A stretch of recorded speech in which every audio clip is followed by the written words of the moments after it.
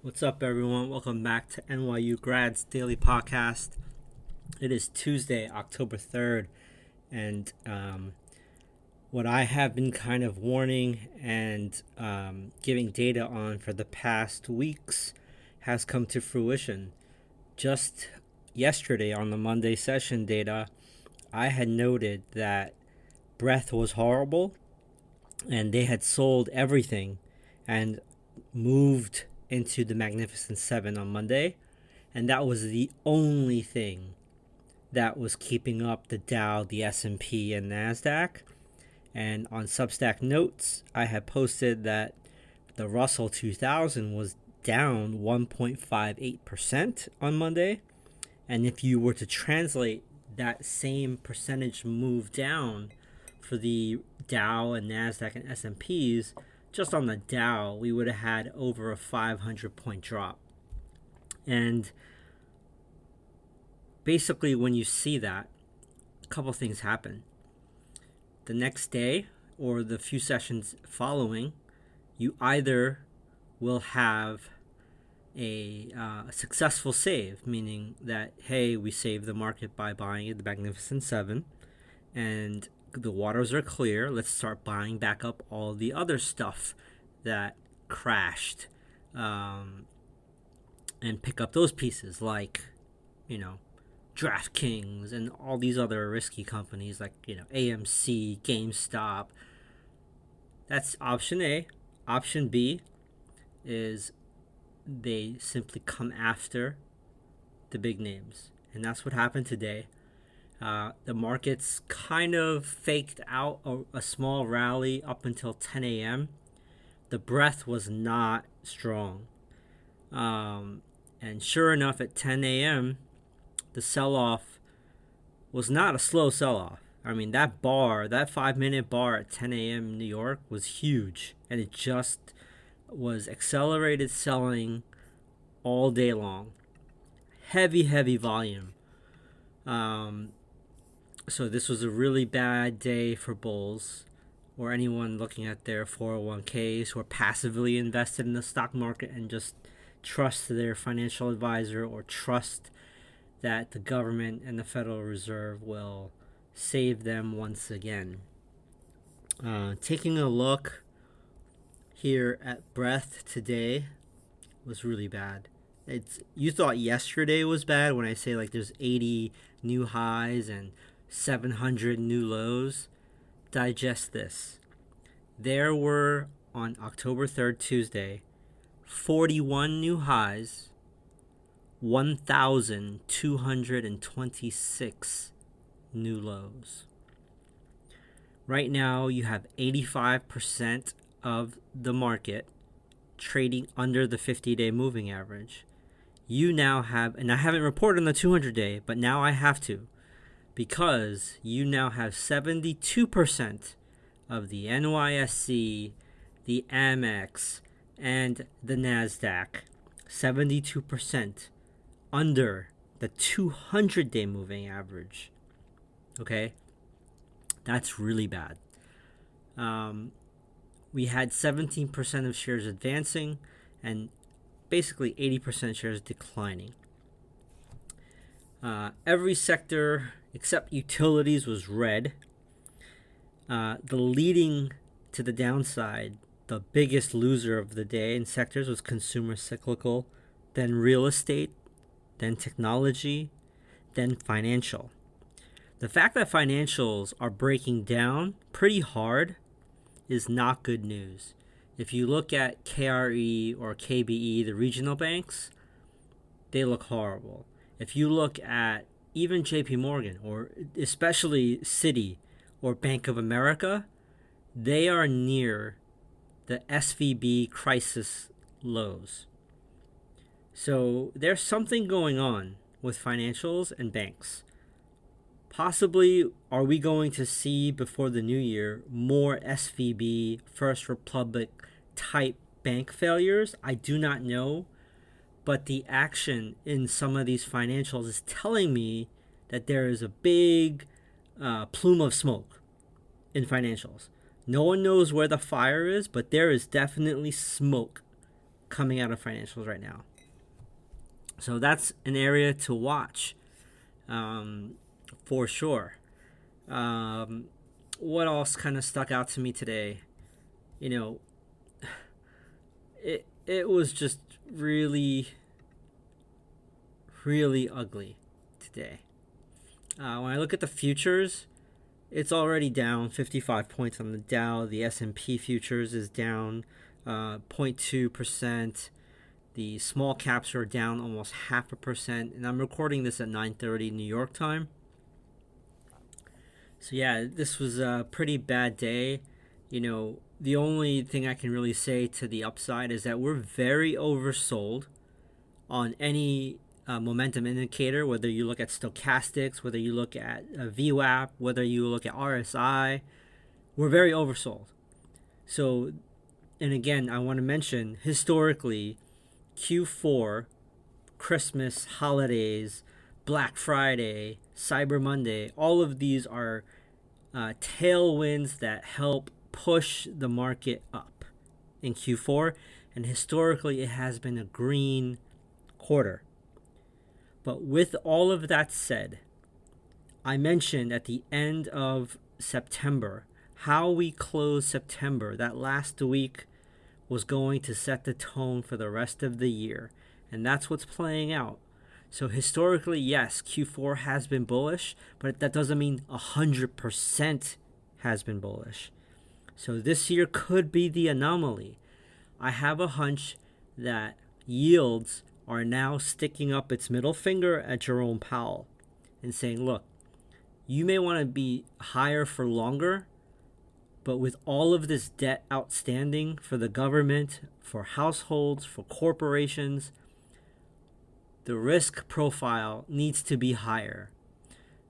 John Doe, Jane Doe should not be paying $1,200 a month for a G-Wagon when they're living in poor conditions and can't pay the bills.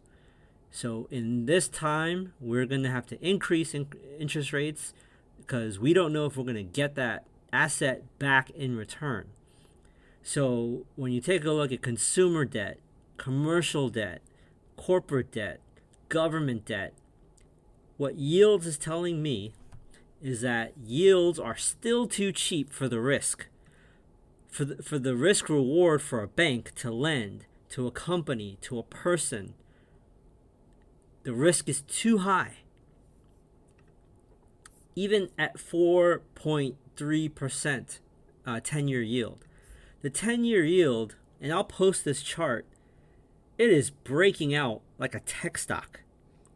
Okay, once we broke out of that 43 on the TNX, which is, it tracks the 10-year yield. So right now, TNX is at 48, but the 10-year yield is 4.8. Once the 10-year yield TNX US Treasury Index broke out of 43, it looks like it's going to go to 5 near term. Okay? Easy 5% 10-year yield. Potentially higher. We can go up to 7. And you have to think, can the real estate market, can corporate debt that needs to be rolled over starting this year to the next 24 months, can it sustain a 7% 10-year treasury yield? The answer is, of course, no. Okay? Because a lot of these companies that are, 50 employees to 2,000 employees, tech startups, they're heavily in debt. They're not making a profit, and they're running out of cash. That's exactly what happened with SVB. SVB at the time was a client of mine when I was working for a SoftBank company during the collapse. And so I don't want to go into all the mechanics of this, but because yields were increasing from the Fed, no fault of the bank, okay? They, when the rates were low, they had assets on the book at low interest rates. And when the yields went higher, it basically forced them to raise capital. And they didn't have that capital in the bank, because all of their clients, these tech companies in Silicon Valley, they're bleeding cash. They don't make a profit, right? So every month, every quarter, they're losing money. Yes, they're making sales and revenue, but their outflow of cash is sometimes 2 to 4x their income, the revenue in. So they have to go to their VCs, they have to go to the bank, ask for financing to fund all of this. And when they couldn't, they had to use their whatever cash they had in the bank to pay the bills, to pay the payroll, to pay vendors.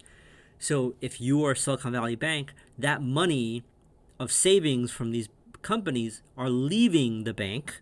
People are legitimately asking to withdraw 20,000 here, 50,000 here, 80,000 here, right? To pay stuff. So the banks is being drained out of cash, same as you and me run on the banks, go to the bank and take our money out. They're doing it to pay bills, to pay vendors, to pay employees. So SVB got stuck that way. So this can easily happen again because nothing was changed. They just papered over what happened with a few banks earlier this year, sold the good assets to companies like JP Morgan, and backstopped the bad assets. So again, there is smoke in the financial market right now for financials. So keep an eye on the banking sector. Let's roll through some charts today. So I'm going to look at the dollar index, the DXY. This is not as bullish as the 10-year yield, but its trajectory is higher. So we had a near-term high of like 113 back in October of last year. We're nowhere near that. We're roughly at like 106. So we have 10 more points to go to reach last year's high on the dollar index. Maybe we'll find resistance there, providing some relief. But it looks like, nothing's going to stop it from getting to 110 to 115, the dollar. I told you the 10-year yield, this can easily go to 7% at this trajectory. And I'll post all these charts in the show notes. The volatility index, VIX, it's breaking out, okay? I mentioned to you guys, I feared I would never get the opportunity to go all in on volatility under single digits, and I was waiting. But when we hit, what was that? What week was that? I think it was like back in May when we hit like 1289. I just felt like that day there was enough volume in short type assets that the volatility and the VIX was going to bottom there, and I loaded up, and I'm still long on volatility, and I'm short in other areas. I'm not going to share again my positions because this is not a premium platform, and I am going to launch that sometime later this year or early in 2024, where I will share what is in my portfolio, what I am targeting in the next weeks and months to get into, and what prices. But I am more leaning to the bearish side right now, and I have been probably since the summertime. I took a big hiatus because I felt like everything was just a Magnificent Seven, but I started to see some cracks where I felt that the Magnificent Seven would crack eventually to the downside, and that's happened. And now I'm very active. I believe the volatility index VIX can easily get to 25. If we reach 25, we might back off a little bit and test to the downside, get new buyers in, and if the market is also going down at the same time and things really get nasty and there is no Superman that saves us, after 25, I think the VIX can go to 36 in a heartbeat. So I'll share with you guys these charts again later today when I publish this. If you look at ITB, and XHB, which are the home builders and the building stocks, they are right now at a critical juncture. They're sitting on the 200-day moving average. If this was a textbook, if you were to transport me 2 years down the road from today in 2025, and I had to you forced me to paint what this chart would look like in 2 years, it should bounce here. It should bounce at the 200-day up to the falling 50-day, which is at 85 right now. So we closed today at 75 on the ITB. We should bounce here to the 50-day moving average, but I don't know if we are. We may overshoot the 200-day a little bit. We might go down to 70 before we start to backtest. Right? I'm in wait and see mode. If you look at JP Morgan right now is under the 50-day.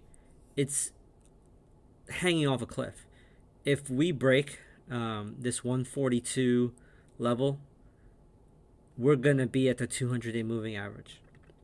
If JP Morgan breaks down from the 200-day moving average, the next area of support, the 200-day moving average is about 139.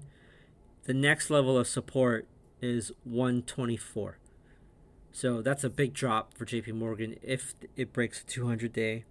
If you look at LQD, corporate junk bonds, that looks like it's gonna just puke. It looks like a upside down cup and handle. The measured move, just eyeballing this, is 70. Okay, it closed at 99. SMH is the semiconductors. Semiconductors like Nvidia, Intel, AMD, they led up on the bull market. SMH right now is breaking its head and shoulder pattern. If we break the 140 level on SMH, we're easily going to go to the 200-day moving average at 133. And if that breaks, we're going down to 120. So that's not looking good. TLT, which is the bond prices, man, this looks horrible. We closed TLT at 85. I can easily see us going 80, maybe on Wednesday. And if we can't find support, TLT could go down to 73 in a blink of an eye. But it has to find a bottom of support somewhere, right? These are very oversold right now. Another thing I want to mention is VinFast Autos. I've been warning about these SPACs and how Wall Street is bringing these SPACs out to market. VinFast Auto, after the IPO, it zoomed to $90. And that was in August, okay? We are now in October 3rd. It closed at $9.26. There's no coming back from that.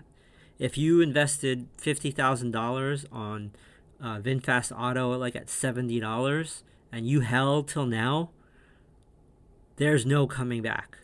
You're going to have to hope that they somehow beat Elon and Tesla in 20 years and hope that it'll come back. But this is the kind of stuff why I always say do not buy SPACs. No matter what your brother, what your mother, what your cousin, what your broker, what a talking head on Bloomberg or CNBC says, just stay away from these SPACs. And another perfect example of a SoftBank company, WeWork, okay? They did a reverse split just to avoid being delisted just a few weeks ago, right? They were under $1. They reverse engineered the reverse split, and they opened up at $3.50, and then it boomed up to $5. Well, guess what? I should have shorted that. I really should have shorted it. I didn't, but I should have shorted this at $5. It is now below the price it was at before the reverse split. So these are the type of crappy games that Wall Street is playing with your money. Let's look at Apple. I'm going to go through the Magnificent Seven. They're all in trouble right now. They're all under the 50-day. Um, the only chance this market has right now is if Wall Street, forget you and me, we don't have enough money to stop the bleeding. People like JP Morgan, BlackRock, Warren Buffett, Berkshire Hathaway, they're the ones that are going to have to press the buy button on Apple, Amazon, Google, Meta, Microsoft, Nvidia, and Tesla, because they're all under the 50-day. Apple is under it. Their phones are having an issue. Apple admitted that there's a heating issue, and they're releasing software. So I'm still trying to buy the iPhone 15, but I'm kind of waiting because I don't want to buy this thing for $1,000 and it just be a dud of a phone. I'm perfectly happy with my Samsung and Android, but just with peer pressure and just wanted to see what it was like. Maybe they improved the phone. I wanted to try it, but I'm kind of in the fence. And if I'm on the fence as an Android user, who is lining up to buy these phones? Looking at Amazon, under the 50-day, critical area of support here, we can easily fall to the 200-day moving average, which is at 113. We closed today at 124. Google, probably one of the stronger of the bunch. It's actually trading right above the 50-day moving average. It's holding support there. It's really tight. We've been hugging the 50-day moving average since September 21st. Every day we're just hugging that 50-day moving average. But if we break that and we lose the 50-day moving average, we're going to express elevator to 120 or 115. Facebook, which ticker symbol is Meta, that's also pretty strong right now. Again, hugging that 50-day moving average basically since August of this year. Microsoft, we are under the 50-day. The 50-day moving average is falling. If we lose $310, that level of support, we're easily going to go to 300. The 200-day moving average is at $295. So we're going to probably test that 200-day moving average. Nvidia, one of the biggest attribution cohorts of this bull market. We are testing this interim trend line from May. We are under the 50-day. If we lose this trend line from May, we're going to express elevator down to the 200-day moving average, which is at $324, and we closed at 435. Okay, so that's 100 points that I see potentially Nvidia losing if we lose this interim trend line. Tesla is also right at the 50-day moving average. It is also sitting on a support trend line that dates back to August of 2020. It seems like an important line. It's been support and resistance for Tesla. If we lose that, we're going to easily get to the 200-day moving average, which right now is at $206. We closed at $246. So that's roughly, that's exactly 40 points potential loss on Tesla right there. So that's a summary of today's market. It was really, really ugly. And there wasn't even really crazy news that came out today at 10 o'clock other than some job opening numbers. But Wednesday, if you're listening to this on Wednesday, you have the ADP report at 8:15. You have factory order numbers at 10 o'clock. You have a Fed Governor Bauman speaking at a banking conference at 10:25 a.m. And then you have the Chicago Fed President Goolsbee giving some welcoming remarks at a banking symposium. I don't know what he's going to say. He's probably going to have some witty joke. But that's Wednesday. I'm checking the futures again. Right now it's 9:45. I started recording this show where the futures were down on the Dow 50 points. We're now down 119 points on the Dow. We're down 16 points or 0.39% on the S&P futures. We're down 51 points or 0.36% on the NASDAQ 100. And now we're down 12 points or 0.7% on the Russell 2000. This is as of 9:46 New York. So it looks like there's heavy selling going on right now in the overnight market. Let's see what happens with Asia and London, and then how we open on Wednesday. But it's time to put your big boy pants on. This is going to get really bad, I think, unless someone steps in with a cape and says, I will save the financial system. So let's see what happens. We are oversold.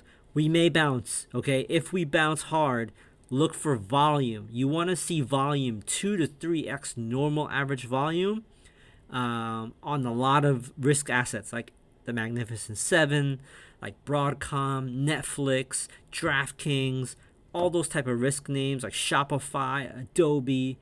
You want to see all of those.